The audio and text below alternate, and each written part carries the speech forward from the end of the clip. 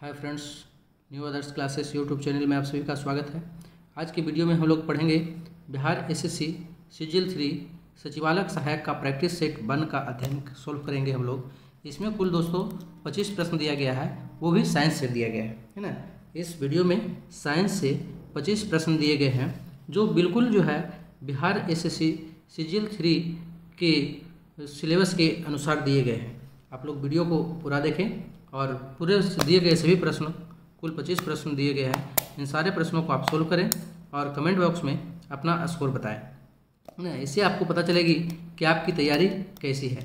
तो चलिए शुरू करते हैं आज का पहला प्रश्न। आज का हमारा पहला प्रश्न है, जिस प्रघटना ने प्रकाश के अनुप्रस्थ स्वरूप को स्थापित किया वह प्रघटना क्या है?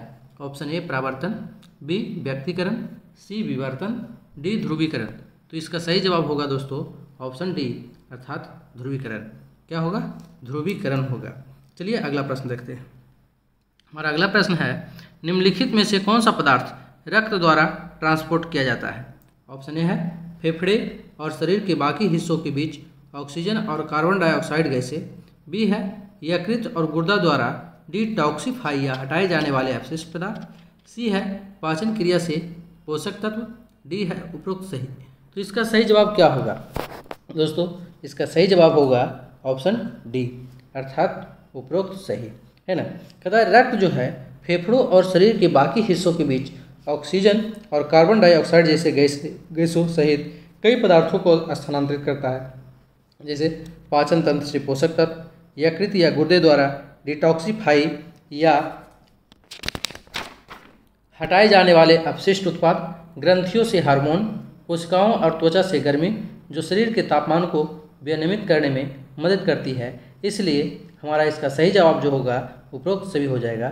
सभी के सभी क्या है दोस्तों? सही है। तो चलिए अगला प्रश्न देखते हैं। हमारा अगला प्रश्न हो जाएगा, क्लोरोफिल में क्या होता है? ऑप्शन है A sodium, B potassium, C manganese और डी मैग्नीशियम। तो क्लोरोफिल में क्या होता है दोस्तों? क्लोरोफिल में जो है क्या पाया जाता है? मैग्नीशियम पाया जाता है। इसलिए इसका सही जवाब होगा ऑप्शन डी। चलिए अगला प्रश्न है।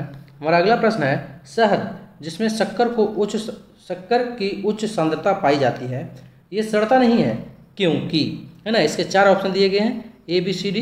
बारी बारी से हम लोग देखते हैं। ऑप्शन ए है शहद में ऑक्सीजन का अभाव रहता है, अतः जीवाणु सक्रिय अवस्था में जीवित नहीं रह पाते। ऑप्शन बी है इनमें प्राकृतिक एंटीऑक्सीडेंट होते हैं जो जीवाणु के आक्रमण को रोक देते हैं।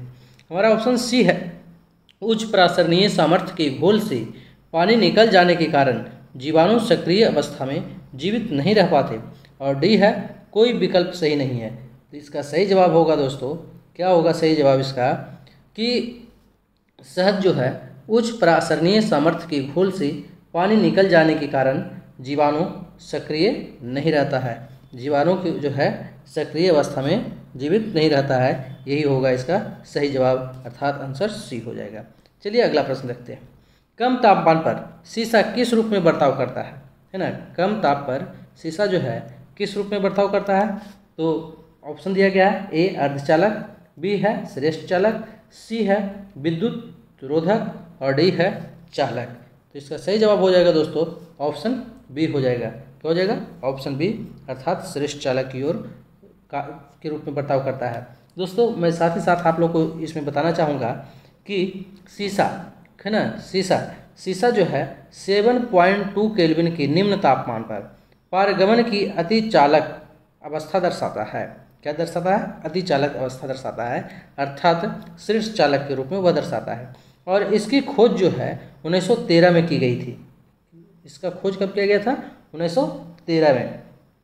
पारगमन इतनी जल्दी और पूर्ण होता है कि पदार्थ की विभिन्न अवस्थाओं का पारगमन प्रतीत होता है। इसी अति चालक अवस्था का वर्णन बीसीएस सिद्धांत द्वारा किया गया है। किसके द्वारा किया गया है? बीसीएस सिद्धांत के द्वारा किया गया है। और पहली बार कब खोज की गई थी? सन 1913 में की गई थी। चलिए अगला प्रश्न देखते हैं। हमारा अगला प्रश्न है, निम्न में से कौन सा एक प्राकृतिक पॉलीमर है ना। प्राकृतिक पॉलीमर कौन है? तो चलिए ऑप्शन देखते हैं। ऑप्शन ए है बेकेलाइट, बी है नायलॉन, सी है पॉलीथीन, डी है स्टार्च। इसका सही जवाब क्या होगा दोस्तों? इसका सही जवाब हो जाएगा ऑप्शन डी अर्थात स्टार्च हो जाएगा, है ना। चलिए इसके बारे में देखते हैं। इसमें जो है स्टार्च क्या है? प्राकृतिक पॉलीमर है। बाकी बेकेलाइट, नायलॉन और पॉलीथीन ये कृत्रिम पॉलीमर है। और भी अगर हम प्राकृतिक पॉलीमर की बात करें तो इसमें कपास हो जाएगा आपका, स्टार्च हो गया, सेलुलोज हो गया और रबड़, ये सारे के सारे क्या है, प्राकृतिक बहुलक है ना, जो प्रकृति में स्वतंत्र रूप से पाए जाते हैं। चलिए अगला प्रश्न देखते हैं। हमारा अगला प्रश्न है, कौन से अंग पर अंगुली के समान उभरी हुई संरचनाएं होती है जिन्हें दीर्घरोम अथवा रसांगुर कहते हैं? ऑप्शन ए है बड़ी आंत, बी है मूत्राशय, सी है छोटी आंत, डी है पेट। इसका सही जवाब जो होगा दोस्तों, इसका सही जवाब है छोटी आंत, इसलिए हमारा सही जवाब क्या होगा, आंसर सी होगा। अच्छा, एक इसमें सवाल एक और है कि अंग पर अंगुली के समान है ना, यानी छोटी आंत पर जो अंगुली के समान उभरी हुई संरचनाएं होती है जिन्हें दीर्घरोम या रसांकुर कहते हैं, उसे किस और नाम से जाना जाता है? उसे एक और नाम से जाना जाता है दोस्तों, जिसे हम कहते हैं बिल्ली। क्या कहते हैं? बिल्ली कहते हैं। चलिए अगला प्रश्न देखते हैं। हमारा अगला प्रश्न है, निम्नलिखित में से कौन एक सदिश मात्रा नहीं है? सदिश मात्रा नहीं है मतलब सदिश राशि नहीं है, अर्थात वह की अदिश राशि है। तो दोस्तों सबसे पहले ऑप्शन से चलते हैं। ऑप्शन में ए दिया है त्वरण, बी है विद्युत भार, सी है बल और डी है संवेग। तो जैसा कि हम जानते हैं कि इसमें त्वरण, बल और संवेग ये सभी सदिश राशि है, जबकि ये विद्युत भार जो दिया गया है ये क्या है, अदिश राशि है ना। सदिश राशि क्या है? तो सदिश राशि जिसमें परिमाण के साथ साथ दिशा का भी पता चलता है उसे हम क्या कहते हैं, सदिश राशि, और जिससे केवल परिमाण का पता चलता है उसे अदिश राशि कहते हैं। चलिए अगला प्रश्न देखते हैं। हमारा अगला प्रश्न है, वाहनों को सुरक्षित मोड़ लेने के लिए आवश्यक केंद्रीय बल प्रदान करने हेतु किसी घुमावदार सड़क के बाहरी किनारे को आंतरिक किनारे से ऊपर करने की प्रक्रिया को खाली स्थान कहते हैं। क्या कहते हैं? तो इसका सही जवाब हो जाएगा ऑप्शन ए, ढालू सड़क कहते हैं। क्या कहते हैं? ढालू सड़क या सड़क की बाइकिंग, इसलिए सही जवाब इसका हो जाएगा क्या, ए हो जाएगा। चलिए अगला प्रश्न देखते हैं। हमारा अगला प्रश्न है, संभारिक क्या है? संभारिक क्या होते हैं? ऑप्शन है ऐसे तत्व जिनकी परमाणु संख्या समान होती है लेकिन द्रव्यमान संख्या भिन्न होती है।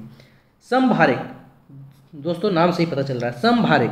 संभारिक कहने का मतलब भार बराबर, यानी द्रव्यमान समान होना चाहिए।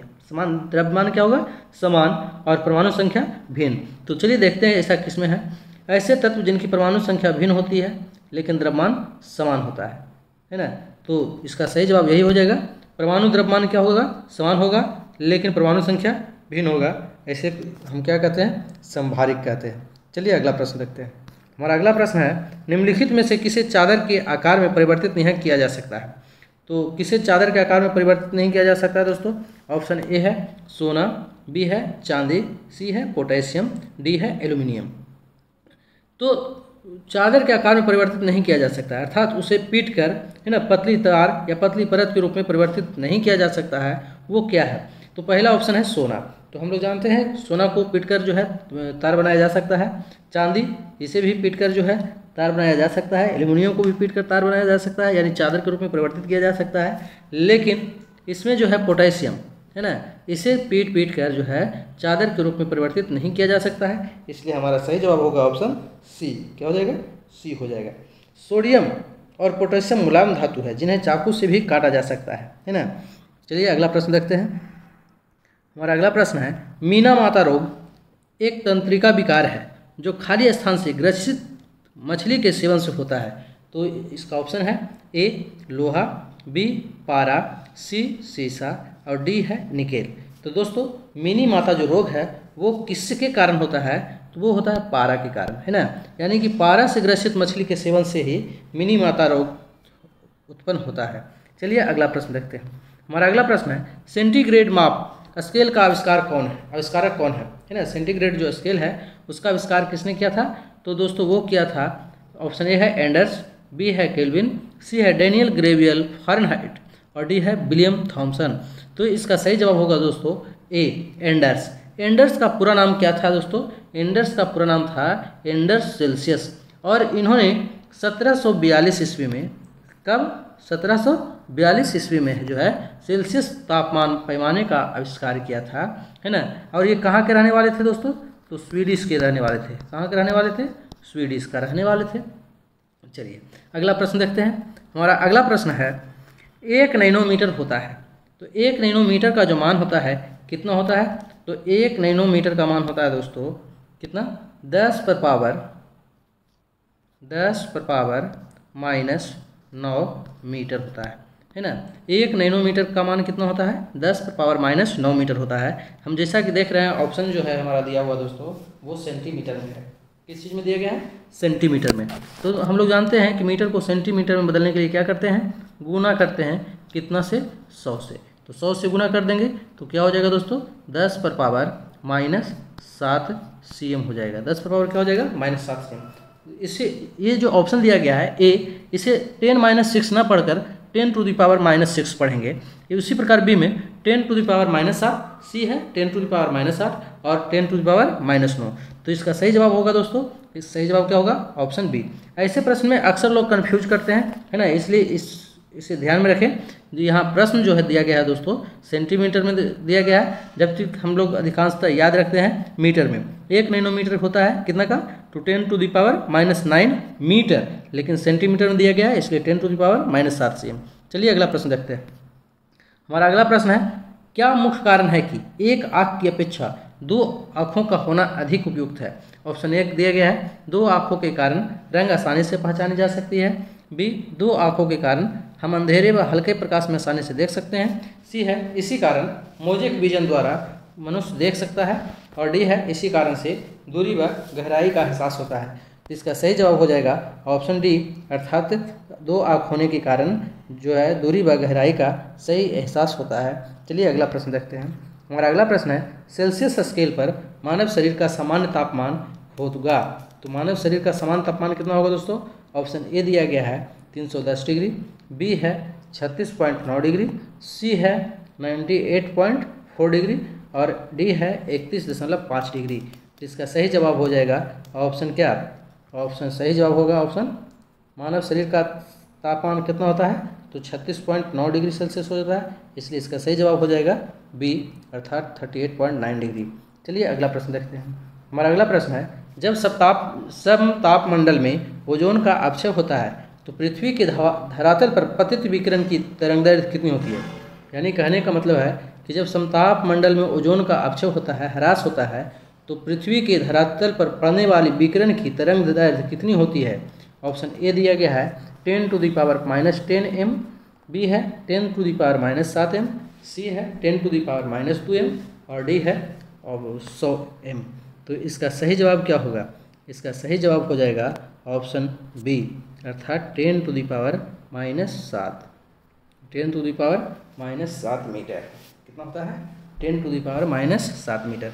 हम लोग जानते हैं दोस्तों कि जैसा कि जब समतापमंडल में ओजोन का अपक्षय होता है तो पृथ्वी के धरातल पर पतित विकिरण की तरंगदैर्घ्य जो है 100 नैनोमीटर होता है। कितना होता है, 100 नैनोमीटर होता है। और 100 नैनोमीटर को हम लोग मीटर में बदल देंगे, है ना, तो क्या हो जाएगा 10⁻⁻7 मीटर हो जाएगा। जब समतापमंडल में ओजोन का अपक्षय होता है तो पृथ्वी के धरातल पर पतित विकिरण की तरंगदैर्घ्य कितना होता है दोस्तों, तो वो होता है 100 नैनोमीटर। कितना होता है, 100 नैनोमीटर, 100 नैनोमीटर। और 100 नैनोमीटर को हम लिख सकते हैं 100 गुना 1 नैनोमीटर और 10 पर पावर -9 मीटर होता है। कितना होता है, 10 पर पावर -9, इस प्रकार हो जाएगा 10 पर पावर -7 मीटर। चलिए अगला प्रश्न देखते हैं। हमारा अगला प्रश्न है, निम्नलिखित में विश्व में कौन सर्वाधिक पाए जाने वाला तत्व है। विश्व में सर्वाधिक पाए जाने वाला तत्व कौन है, तो ऑप्शन ए दिया गया है, A hydrogen, B oxygen, C nitrogen और डी जो है कार्बन दिया गया है।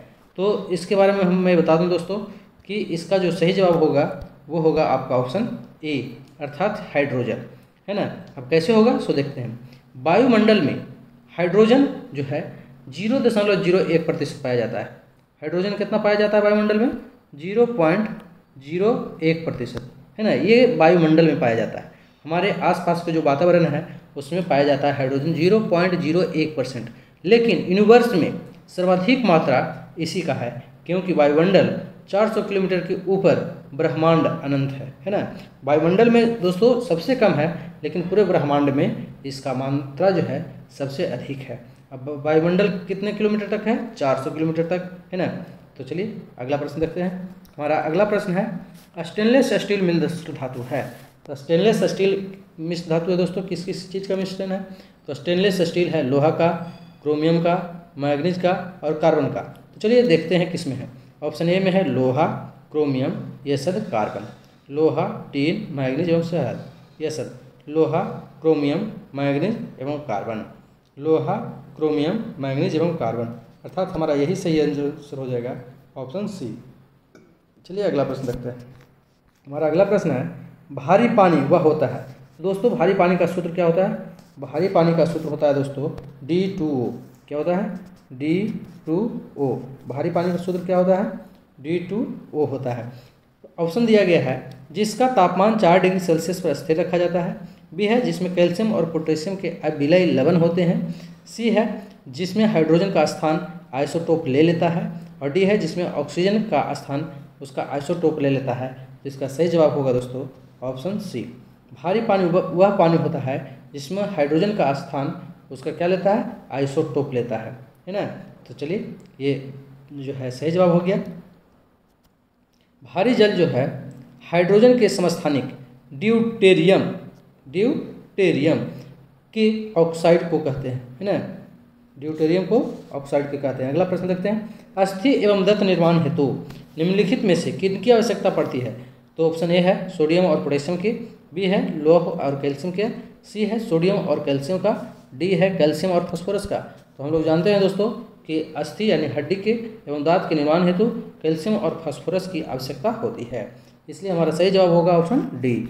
चलिए अगला प्रश्न देखते हैं, मानव शरीर में क्षुद्रांत के 3 संरचनात्मक भागों की लंबाई का कौन सा सही ह्रासवान क्रम है? ह्रासवान क्रम का मतलब घटता हुआ क्रम है। तो इसका सही जवाब हो जाएगा दोस्तों, क्या हो जाएगा? डी हो जाएगा। क्या हो जाएगा? डी हो जाएगा, है ना। इसका तो शेषांत्र, मध्यांत्र और ग्रहणी, है ना। तो चलिए इसका सही जवाब हो गया डी, शेषांत्र, मध्यांत्र और ग्रहणी। अगला प्रश्न देखते हैं। हमारा अगला प्रश्न है, विटामिन डी में निम्नलिखित में से क्या पाया जाता है? तो विटामिन डी में क्या पाया जाता है दोस्तों? तो आप लोग जानते ही होंगे, है ना। विटामिन डी से हमें कैल्शियम प्राप्त होता है, हड्डी मजबूत होती है, इसलिए ऑप्शन सही जवाब हो जाएगा कैल्सीफेरॉल, अर्थात बी। अगला प्रश्न है, अलसी किसका प्रचुर स्रोत है ना। तो अलसी में दोस्तों क्या पाया जाता है? ऑप्शन ए है विटामिन सी, बी है ओमेगा 3 बसीय अम्ल, सी है आवश्यक अमीनो अम्ल और डी है प्रतिऑक्सीडेंट। तो इसका सही जवाब हो जाएगा ऑप्शन बी, अलसी में ओमेगा 3 बसीय अम्ल पाया जाता है। चलिए अगला प्रश्न देखते हैं।